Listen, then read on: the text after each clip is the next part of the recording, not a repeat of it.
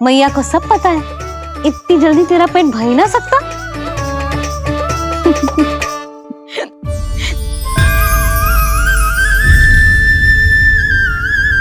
ये क्या है लल्ला? ये क्या था तेरे मुंह में, दिखा। ओहो, मैं तो भूल ही गया था कि मेरे भीतर ही तो सारी सृष्टि समाई हुई है। मैया ने उसकी झलक देख ली, अब क्या होगा? क्या हुआ यशोदा? सुनो जी, हमारे लल्ला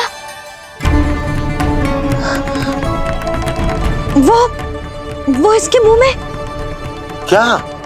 भूल जाओ ना मैया, कुछ नहीं था मेरे मुंह में। लल्ला मुंह खोल के बाबा को दिखा। अरे क्या देख रही है उसके मुंह में? अवश्य ही मेरा दृष्टि भ्रम होगा, किंतु ऐसा भ्रम। अरे बताओ ना यशोदा, या फिर मुहूर्त शीघ्र ना बताने की बात का प्रतिशोध ले रही हो तुम? ना ऐसी बात ना है। तो फिर बताओ ना क्या बात है? हा? मैंने लल्ला के मुंह में कुछ देखो।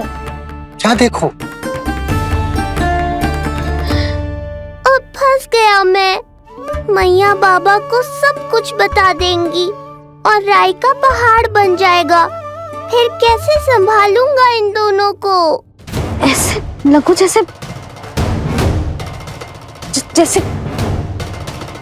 जैसे पूरा का पूरा ब्रह्मांड। ब्रह्मांड लल्ला के मुंह में। अच्छा, तुम मेरा मुंह देखो।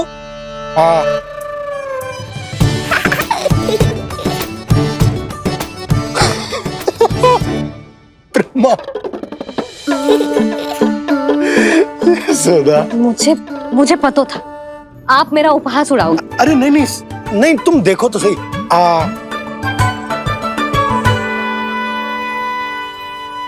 ब्रह्मांड ना सही, गोकुल तो दिखना चाहिए। अरे गोकुल को राजा हूं मैं, है क्या ना? है? देखो, अरे देखो। धन्यवाद बाबा, आपने इस बात को गंभीरता से नहीं लिया, इसलिए अब मैया भी नहीं लेंगी। आज तो बचा लिया आपने। आज के बाद ना आपको कुछ बताऊंगी ही ना। आप जाओ, नामकरण उत्सव की तैयारी करो। और हाँ, इस बार भी उत्सव छोटा ही करना है, जो तो मत ही बोलना आप। हाँ।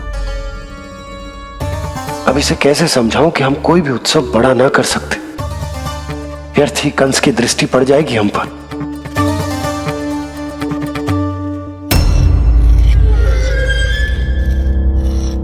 लगता है आपके सैनिक और तलवार दोनों की धार कुंद पड़ गई है महाराज। महाराज, मुझे भय था कि कहीं ऋषि गर्ग मुझे श्राप ना दे दे।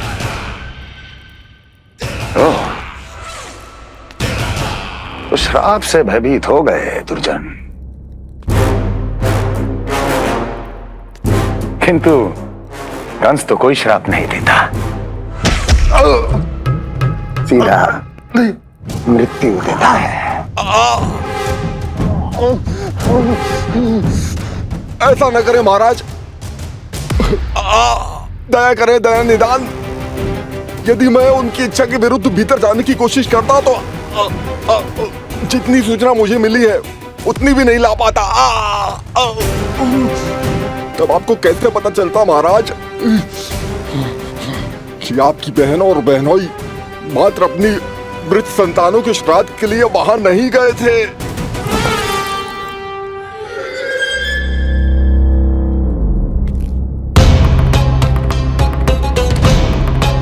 आगे बोलो। पूरी तरह तो नहीं सुन पाया महाराज, किंतु मैंने स्वयं अपने नेत्रों से देखा है महाराज। राजकुमारी देवकी ने ऋषि गर्ग के हाथ में कुछ दिया था। ये सत्य है महाराज, और ऋषि गर्ग ने उन दोनों को वचन भी दिया था। सही समय की प्रतीक्षा कीजिए राजन, आपके दोनों कार्य पूर्ण होंगे। महाराज, मैं आपका सबसे विश्वसनीय सेवक हूं। आपके हर आदेश का पालन करना मेरा अधिकार है और मैंने अपने अधिकारों का पालन किया भी है महाराज।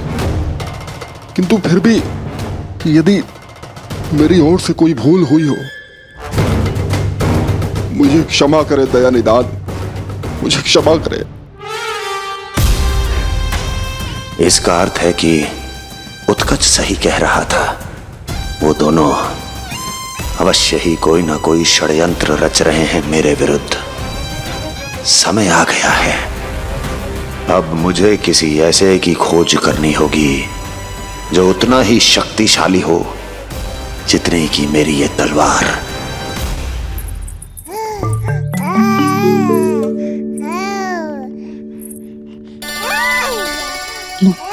अभी से पुकारने लगो जी, अभी तो आई हूँ रसोई में।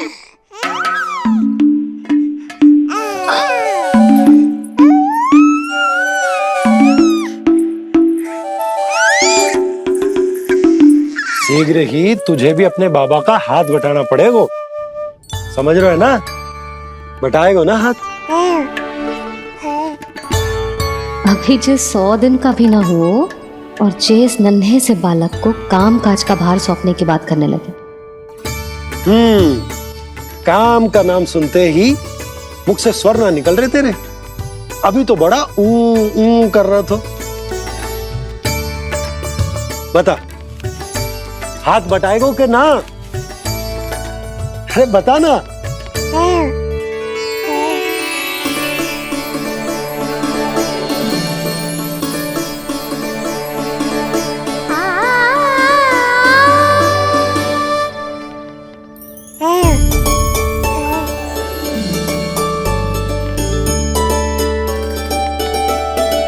कल तू पूरा 100 दिन को हो जाएगा लल्ला। पंडित जी आएंगे, तुझे नया नाम मिलेगा। देखो तो मन में तो इनके भी कितना उत्साह भरो है, बस दृष्टि में मैं ही आती हूँ। और कल तुझे वो नाम मिलेगा लल्ला जिससे पूरा संसार तुझे पहचानेगा।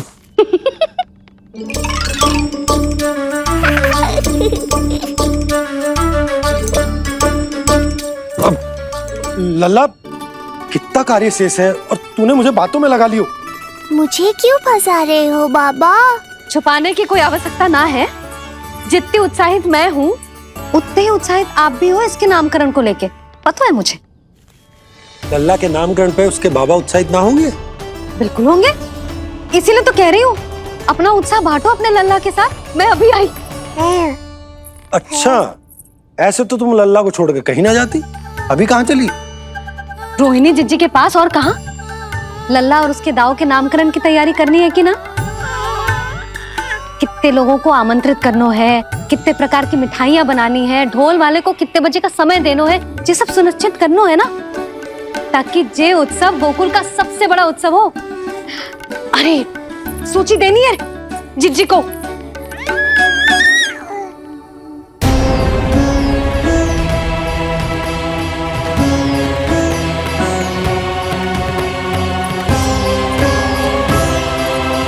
सबकी कोई आवश्यकता ना है। आवश्यकता ना है मतलब? कहना क्या चाहते हो आप? मैं ये कहना चाहता हूं कि यशोदा, सत्य तो ये है कि हमें दुख में ना अत्यधिक दुखी होना चाहिए और ना सुख में अत्यधिक उत्साहित। प्रसन्नता कितनी भी क्यों ना, हमें उत्सव संयम से ही मनाना चाहिए। इतने वर्ष संयम ही तो रखा था ना नंद जी। ये समय संयम का ना आनंद से बावले हो जाने का है। यशोदा, हम आयोजन छोटा ही करेंगे। मैं कुछ सोच समझ कर ही तो कह रहा हूं। पर क्यों? मुझे भी तो समझाओ। हर बात समझाने की ना होती है यशोदा। अच्छा, पति पत्नी में भेद हो तो है? ठीक, मैं कोई भेद ना रखूं। जो भी अब तक मैंने तुम्हें ना बताया है वो सब बताऊं। ओहो, क्या कर रहे हो बाबा? कंस के बारे में कुछ बता मत देना मैया को। वो मंगला है ना, उसने आज शाम को ही बछड़ा दियो। और भात पद का मांस लगभग बीतने को ही है, तो धीरे धीरे शरद ऋतु आ जाएगी, दूध की हानि भी कम हो जाएगी। हाँ? और वो सरजू है ना, उसको बैद जी ने पूरे पखवाड़े का विश्राम के लिए कहा है। क्यों? क्योंकि वो ठाट से गिर गए थे और गिरते समय उसे भीतरी चोट लग गई थी। अरे और... बस बस बस, ये सब मुझे क्यों बता रहे हो? इसका नामकरण से क्या संबंध? तुम्ही ने तो कही ना कि पति पत्नी के बीच में कोई भेद ना होता। तो मुझे जो भी बात पता है मैं तुम्हें बताऊंगा। कितनी समझदारी से बात बदल देते हो आप, और भोली भाली मैं आपकी बातों में आ जाती हूँ, और इस सब में असली बात तो रह ही जाती है।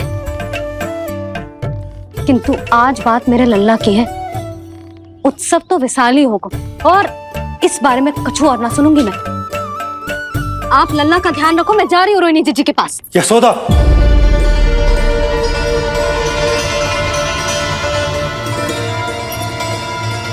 बात केवल सुनने की ना होती, उसे समझना भी पड़ता है।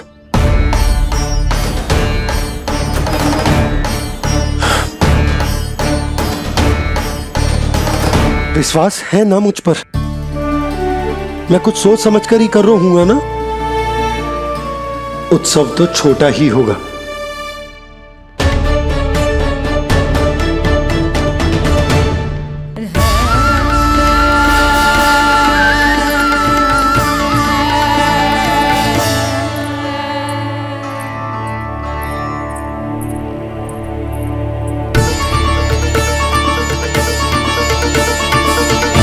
क्षमा करना लल्ला, तेरी मैया को डांटना पड़ गया। आपको मेरी सुरक्षा की चिंता है बाबा, समझता हूँ मैं, इसलिए आपने ये निर्णय लिया है। समझ में नहीं आता, कब कौन सा निर्णय क्यों लेते हैं आप? यदि कंस को समझना इतना आसान होता तो कंस नहीं होता। ये नया सिंहासन उसके लिए है जो मेरा विश्वास पात्र बनेगा। मेरे दाहिने हाथ की तरह मेरे मन के सबसे निकट होगा वो। मंत्री परिषद में विशेष स्थान की प्राप्ति होगी। मेरे बाद पूरे राज्य के लिए उसी का वचन होगा। शासन। किंतु ये अधिकार केवल उसे प्राप्त होगा जो मेरी परीक्षा में उत्तीर्ण होगा। मेरा सबसे महत्वपूर्ण कार्य करेगा वो। इसलिए जाओ, कह दो सभी बाहुबलियों को, महाबलियों को, दैत्यों को, दानवों को, प्रेतों को, पिशाचों को, सभी को यह सूचना दे दो ना ना ना ना, सूचना नहीं, चुनौती दो कि यदि साहस है तो आए, मेरी परीक्षा में उत्तीर्ण हो और इस सिंहासन पर बैठने का अधिकार प्राप्त कर ले। जाओ। और हां, ये अवश्य कहना कि केवल वही आए जिनके हृदय में साहस का ज्वालामुखी धधकता हो, जिनकी तलवारें पर्वतों का सीना चीरने को व्याकुल हो, जिनकी संकल्प शक्ति इतनी दृढ़ हो कि मृत्यु से टक्कर ले लें। कायर नहीं चाहिए मुझे। जाओ। महाराज, आप जिसे भी ये विशेष पद देंगे, भविष्य में यदि वही हमारे शीश पर बैठ गया तो क्या करेंगे आप? पहले ऐसा कोई योद्धा सामने तो आए अस्ति, जो उस विष्णु के अवतार का संहार कर सके।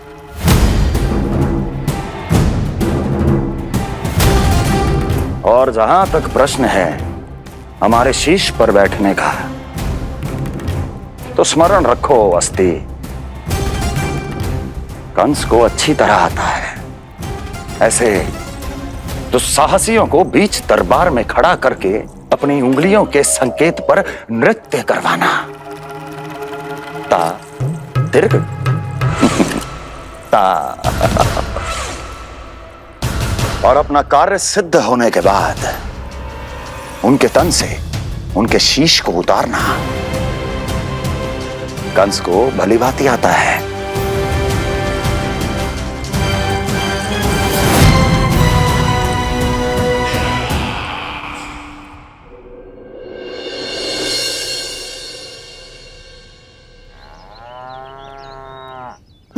पूरे 100 दिन का होगा हुआ तो लल्ला, कम से कम 100 व्यक्ति तो आने चाहिए थे ना तेरे और तेरे दाऊ के नामकरण में।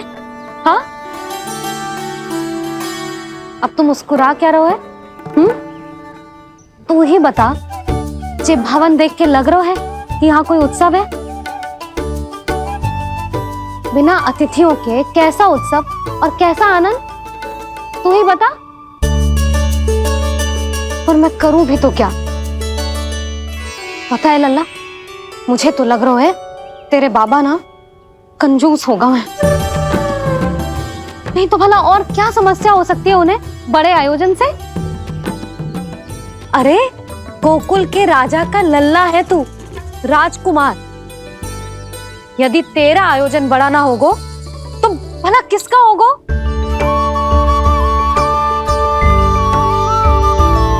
मेरी भूल है, मैं भोली हूं, इसीलिए व्यर्थ में तेरे बाबा की बातों में आ गई। मैं भोली हूं ना, व्यर्थ में उनका कहा मान गई।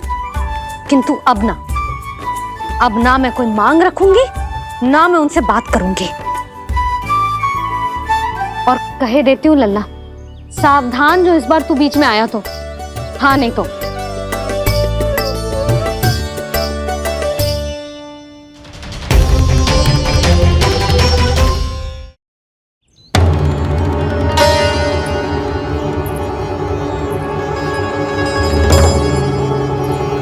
क्या होगा?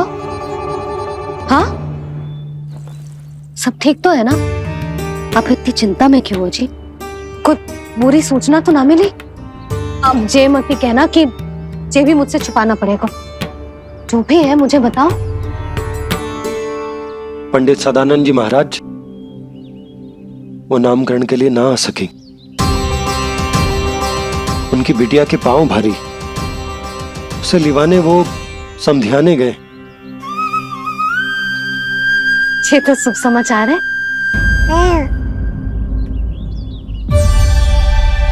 किंतु मेरे लल्ला का नामकरण अब वो सही मुहूर्त पे कैसे होगा? वही तो समझ ना आ रहा। ऐसे मन छोटा करने की आवश्यकता नहीं है मैया बाबा। आप दोनों तो स्वागत की तैयारी करो, आ रहे हैं वो।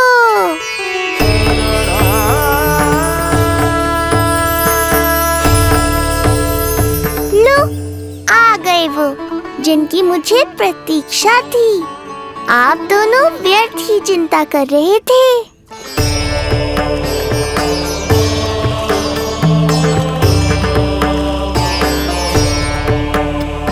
अब कौन करेगा मेरे लल्ला का नामकरण? ऋषि गर्ग, नंदराज, रानी भाभी, महान ऋषि गर्ग हमारे गांव में पधारे हैं।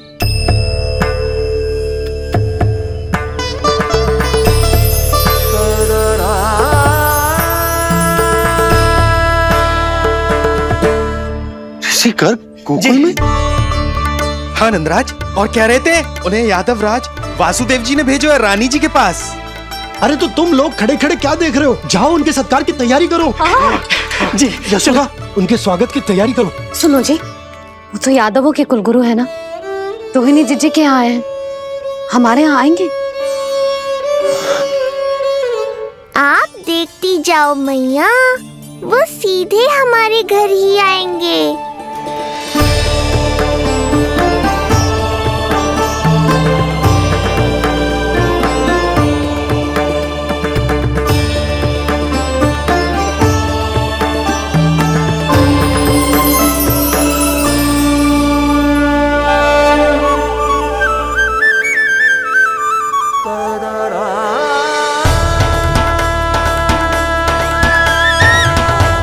ये क्या हो रहा है मुझे?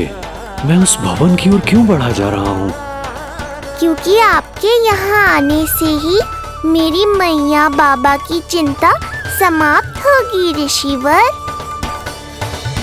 ये बात तो मैं न जानता, परंतु मुझे जाकर उनको स्वागत करना चाहिए।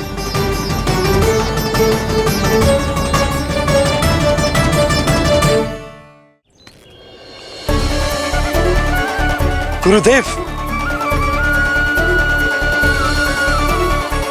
कल्याण हो। भगवान श्री नारायण के महान भक्त आज हमारे गांव में पधारे। हमारा जीवन सफल है गया आज। वो भवन आपका है नंदराज? आपके शुभ चरण पड़ेंगे तो हमारा जय भवन पवित्र हो जाएगा। इतने बड़ी ऋषि अगर हमारे घर पधारेंगे तो हमारे तो भाग्य ही संवर जाएंगे। मैया आपके दर्शन को तरस रही है ऋषिवर। संकोच मत कीजिए, अब आप ही जाइए।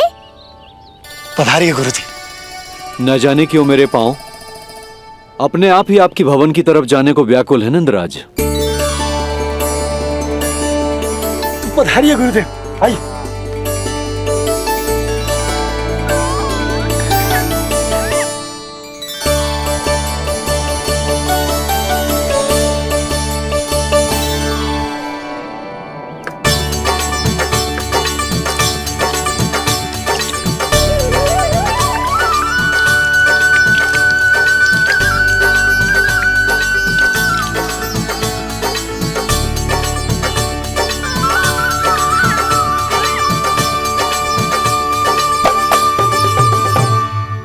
कल्याण हो। पधारिए।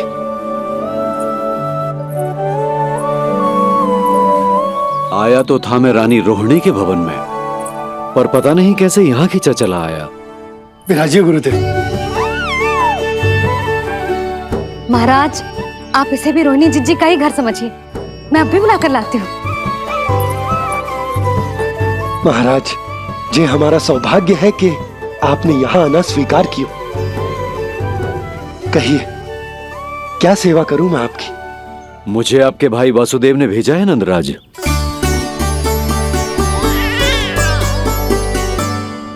प्रणाम गुरुदेव। स्वामी जी ने आपसे इतनी दूर आने का आग्रह किया है। अवश्य ही कोई बड़ा कारण होगा। कारण तो है। आपके पुत्र का नामकरण करने आया हूं मैं यहाँ।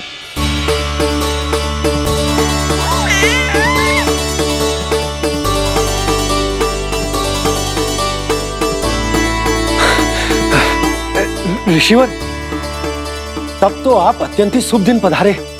आज का ही मुहूर्त निकलो है भाभी के लल्ला और हमारे लल्ला के नामकरण के लिए।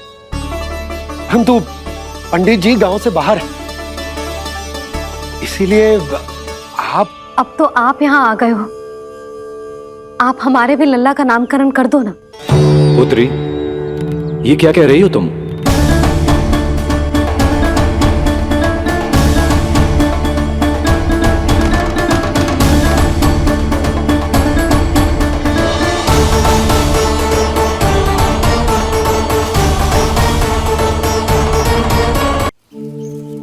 आप हमारे भी लल्ला का नामकरण कर दो ना। पुत्री, ये क्या कह रही हो तुम? विनती कर रही हूँ, और मेरी जे आग्रह अस्वीकार मत ही करो। आप दोनों भाइयों का नामकरण एक साथ हो जाएगा।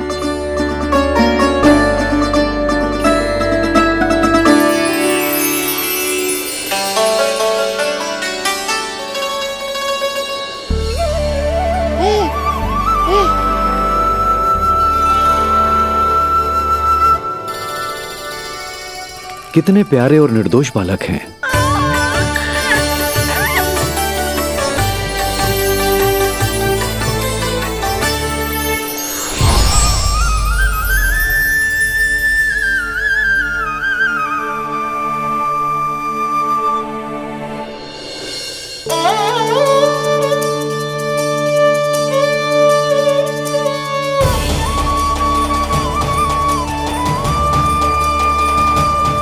इन दोनों को देखकर गुरुदेव की आंखों में आंसू क्यों आ गए?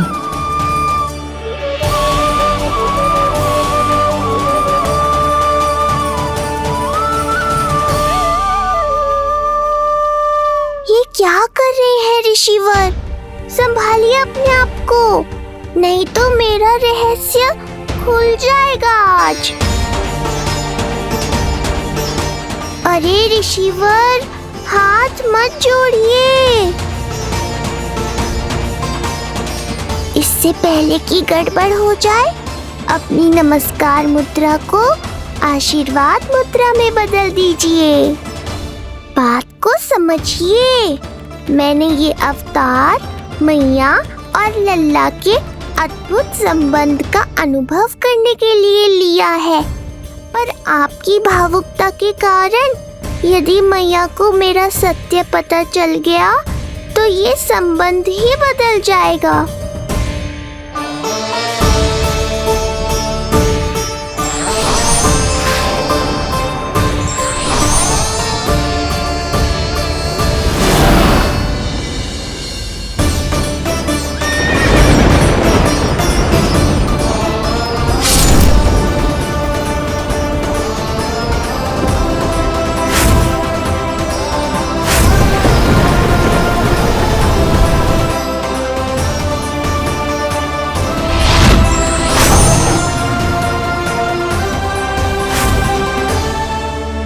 अब आप सब कुछ जान चुके हैं ऋषिवर, इसलिए अब मेरे सामने हाथ जोड़कर मेरे सत्य को उजागर मत कीजिए।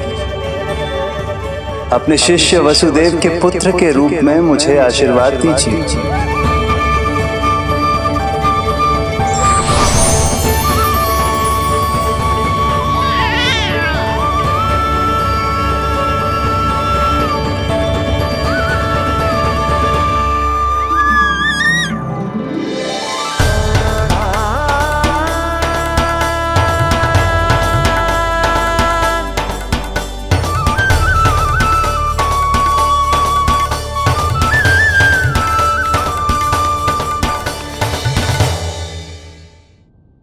ऋषिवर, आप मौन क्यों हैं?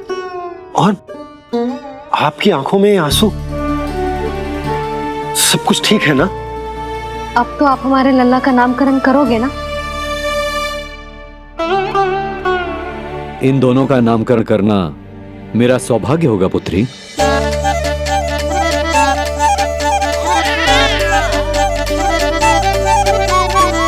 परंतु ये गोपनीय रूप से करना होगा।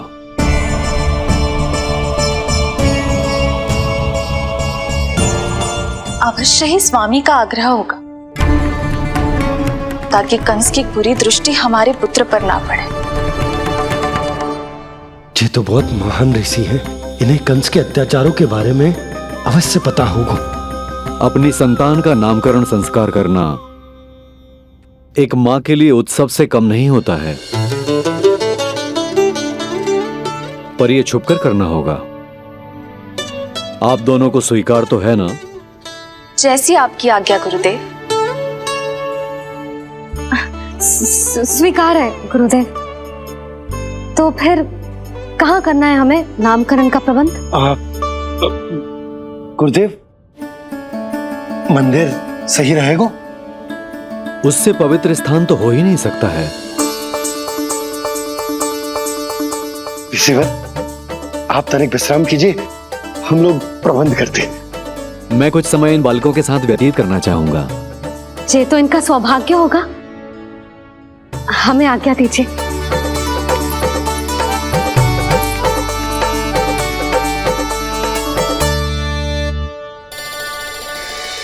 प्रभु, स्वयं भगवान होकर भी आपको बंदी गृह में जन्म लेना पड़ा।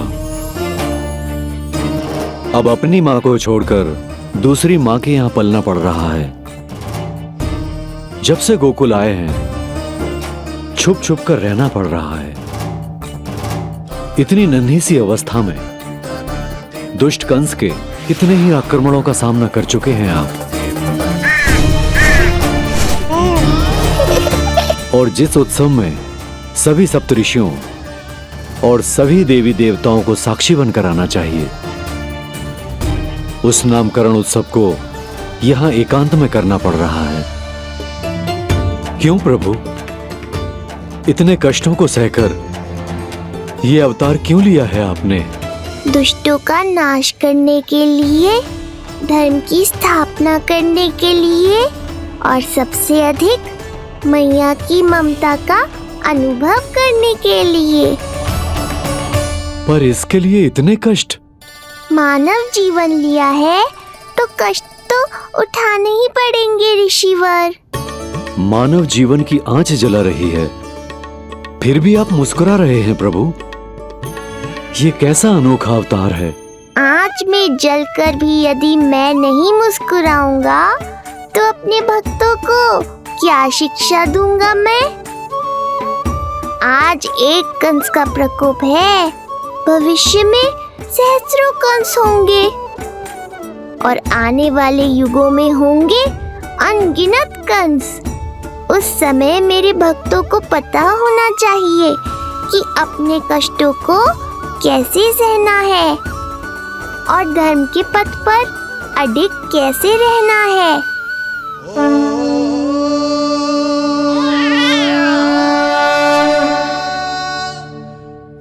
आप धन्य हैं प्रभु।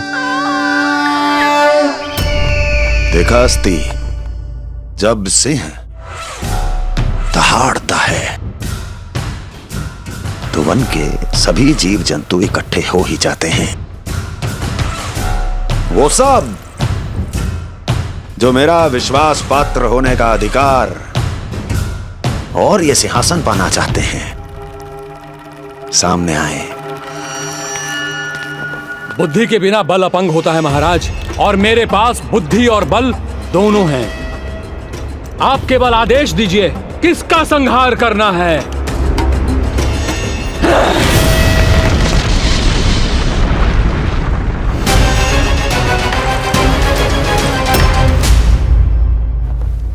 सारी तैयारी हो गई। बोलो। आप गुरुदेव को बुला लो, मैं रोहिणी जीजी और बालकों को ले आती हूँ। यशोदा, तुम रुष्ट तो ना हो ना मुझसे? मैं भला रुष्ट क्यों होने लगी? नहीं, तुम जो उत्सव बड़े धूमधाम से करना चाहती थी और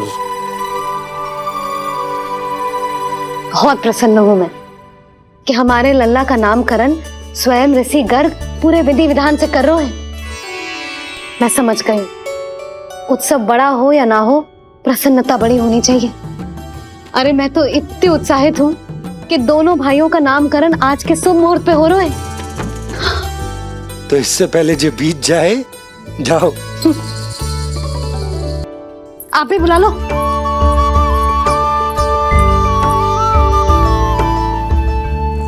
यहाँ सब के सब एक से बढ़कर एक है, तो फिर अपने कार्य के लिए किसका चुनाव सबसे पहले करूं? मेरा सामर्थ्य तो आपने अभी तक देखा ही नहीं महाराज। चुटकी बजाकर शत्रुओं का विनाश कर सकता हूं मैं।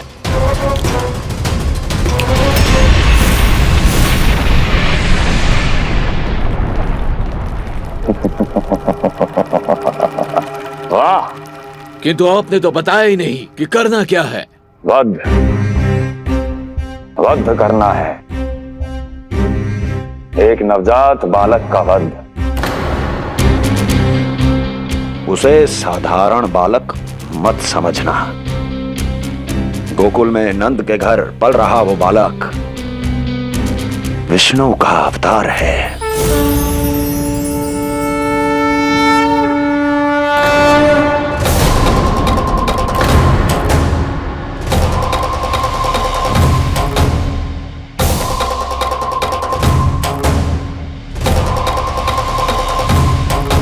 क्या हुआ? इतना सन्नाटा क्यों छा गया? क्षमा कीजिए महाराज, पर मैं नन्हे बालकों के साथ हिंसा नहीं करता। विष्णु अवतार बड़ा छलिया है महाराज, मैं उसका मुख भी नहीं देखना चाहता।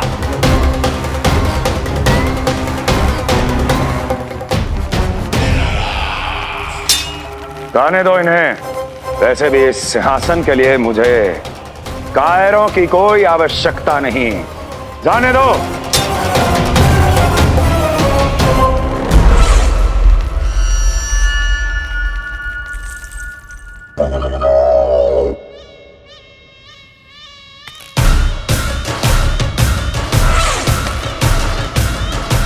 दुर्जय,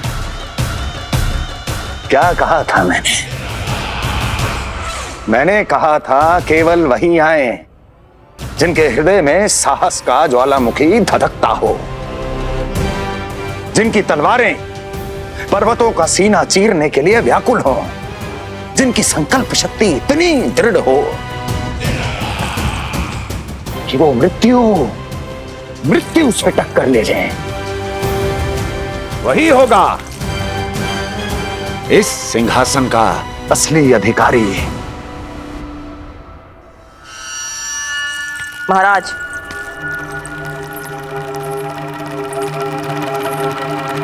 ना तो आपके दिए इस सम्मान का कोई मूल्य रह गया है और ना ही आपके भय का। अभी अभी आपने ही कहा था ना कि जब वन में कोई सिंह दहाड़ता है तो उस वन के सभी जीव जंतु एक जगह एकत्रित हो जाते हैं, परंतु उसी वन में जब कोई बब्बर सिंह दहाड़ता है तो वही जीव जंतु भय के मारे इधर उधर भागने लगते हैं। निश्चित ही वो बालक इन सब के लिए बब्बर सिंह बन चुका है। उसका भय हमारे साम्राज्य की नींव हिला रहा है महाराज।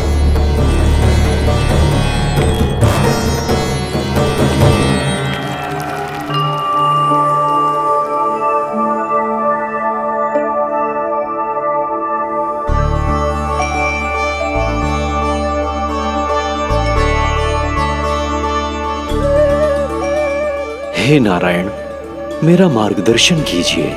हे मां सरस्वती, मुझे आशीर्वाद दीजिए ताकि मैं दोनों बालकों के लिए सर्वोत्तम नामों का चुनाव कर पाऊं।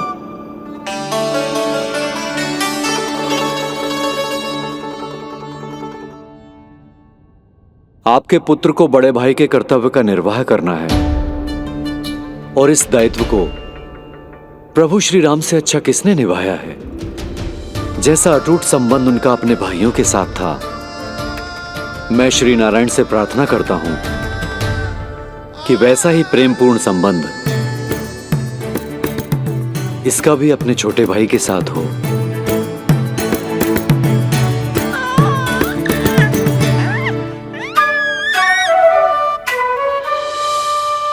इसीलिए इसका नाम राम हो। इसीलिए इसका नाम राम, इसीलिए इसका नाम राम।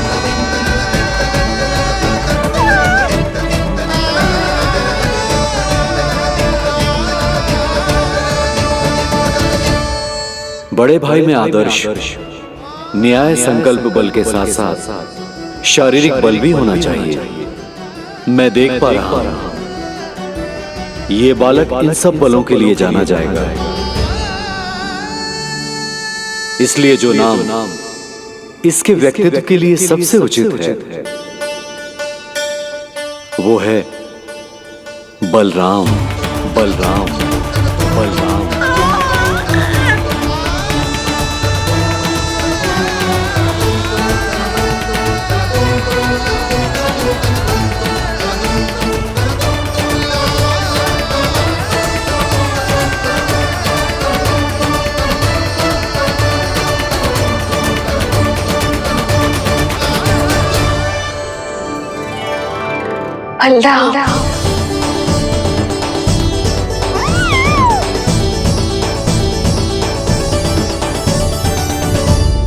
तो फिर उसका नाम बल राम रखना।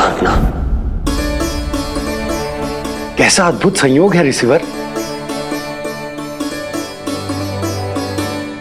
जब इसके जन्म की सूचना देने मैं वसुदेव भैया के पास मथुरा गया था तब उन्होंने भी यही नाम रखा था, बलराम। ये संयोग नहीं, नारायण की इच्छा है नंदराज। बलराम से अधिक उपयुक्त नाम इस बलराम के लिए कुछ और हो ही नहीं सकता है। पर मैं तो दाऊ कहकर ही बुलाऊंगा इन्हें, बलदाऊ।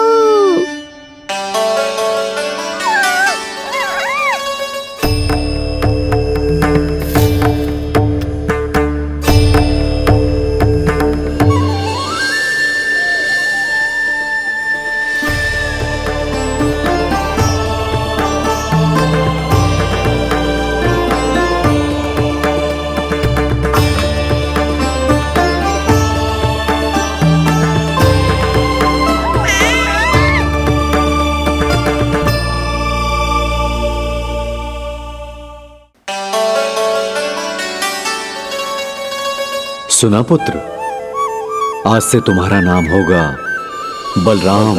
बलराम बलराम।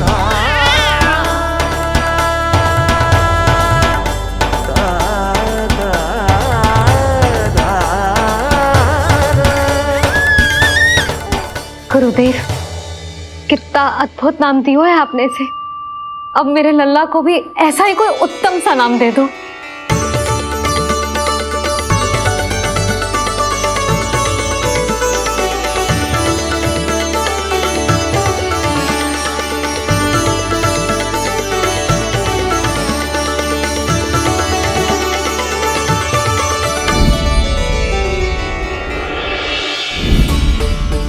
ये कठिन दायित्व आपने ही मुझे सौंपा है प्रभु, इसे निभाने की क्षमता भी आप ही दीजिए।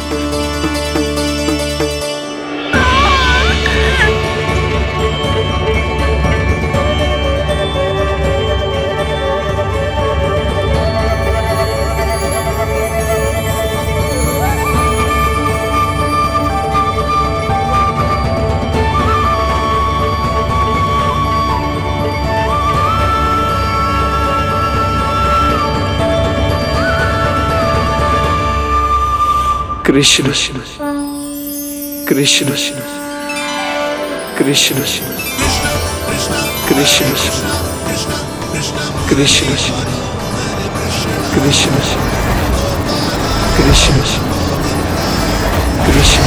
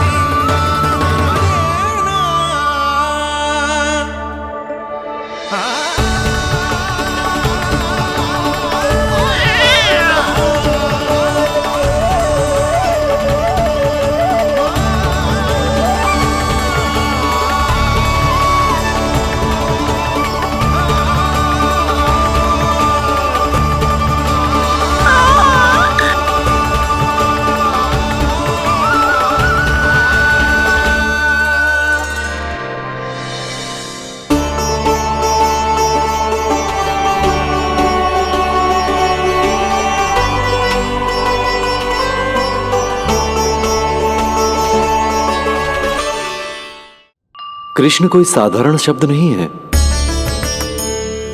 ये अनेक विशेषताओं से भरा हुआ है। क बना है कमलकांत से, अर्थात वो जो श्रीपति विष्णु जैसा हो।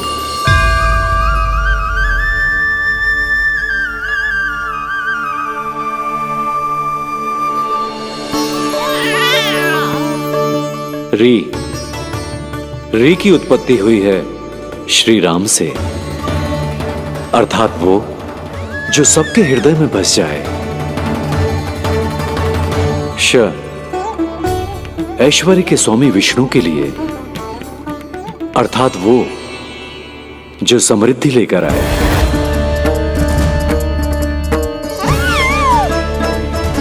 और ना है नरसिंह के लिए, अर्थात वो जो रक्षा करे।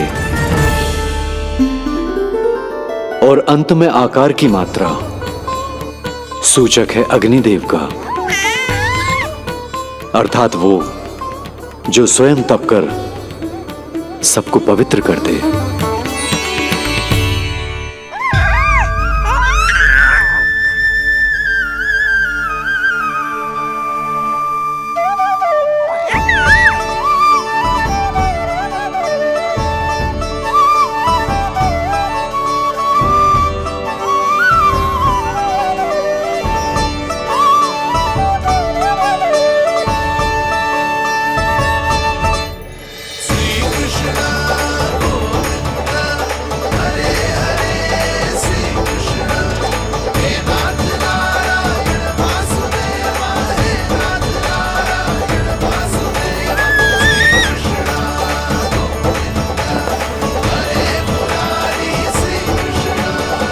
आज से तुम्हें सारा संसार जिस नाम से पहचानेगा वो नाम है कृष्ण। वो नाम है कृष्ण। वो नाम है कृष्ण। वो नाम है कृष्ण। कृष्ण कृष्ण कृष्ण कृष्ण कृष्ण कृष्ण कृष्ण कृष्ण कृष्ण कृष्ण कृष्ण कृष्ण कृष्ण।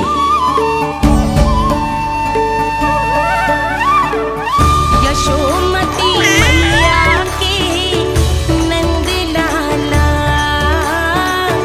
यशोमती मैया के नंद लाला। असुरी कार्य करने वालों के लिए कृष्ण नाम का अर्थ एक और भी होगा। वो घनी अंधेरी रात जिसमें इसने जन्म लिया, पर इससे जो प्रेम करते हैं उन सभी के लिए कृष्ण नाम का अर्थ होगा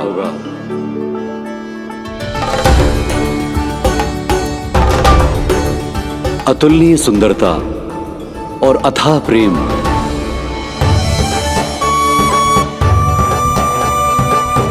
इन दोनों विशेषताओं का साक्षात स्वरूप होगा ये कृष्ण।